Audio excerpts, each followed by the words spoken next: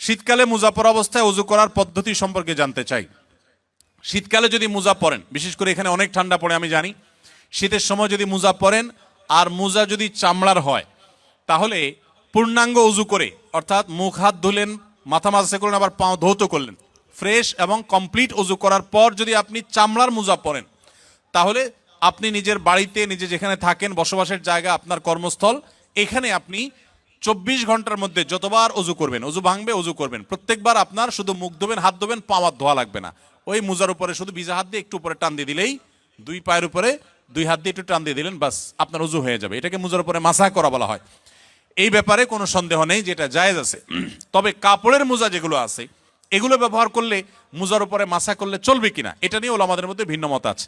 একদল ওলামাদের মত হলো যে এমন কাপড় হতে হবে যে কাপড় পরে দীর্ঘ পথ আপনি হাঁটতে পারেন।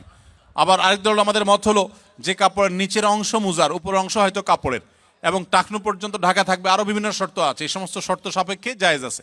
আজকাল যে সমস্ত কাপড়ের মোজা সাধারণত পাই আমরা, এগুলো খুবই পাতলা থাকে। এগুলোতে অনেক সময় দেখা যায় যে ফাঁক দেওয়া পায়ের চামড়াও দেখা যায়।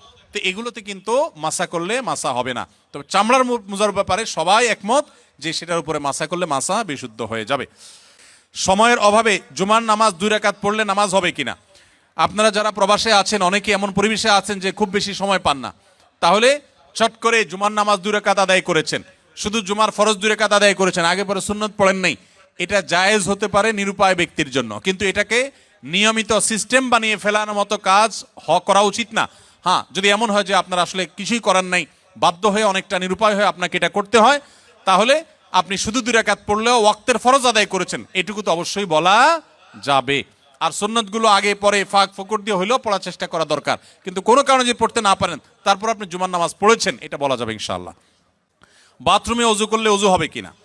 বাথরুমে যদি ওযু করেন সেক্ষেত্রে ওযু হয়ে যাবে, ওযু হওয়া নিয়ে কোনো সন্দেহ নাই যে ওযু হবে না।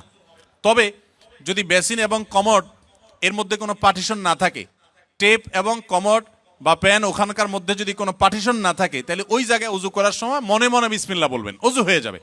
তবে উত্তম হয় এই সমস্ত ক্ষেত্রে বাইরে কোনো বেসিন থাকলে সেখানে বিসমিল্লাহ বলে হাত ধুলেন, কুলি করলেন, শুরু করলেন, বাকি কাজ ভিতরে শেষ করলেন। কারণ ওযুতে বিসমিল্লাহ বলতে হয়, আর টয়লেটে বিসমিল্লাহ বলা নিষেধ, আল্লাহর নাম নেওয়া নিষেধ।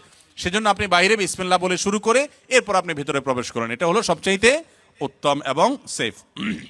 আস-সুন্নাহ ফাউন্ডেশন, উম্মার স্বার্থে সুন্নাহর সাথে।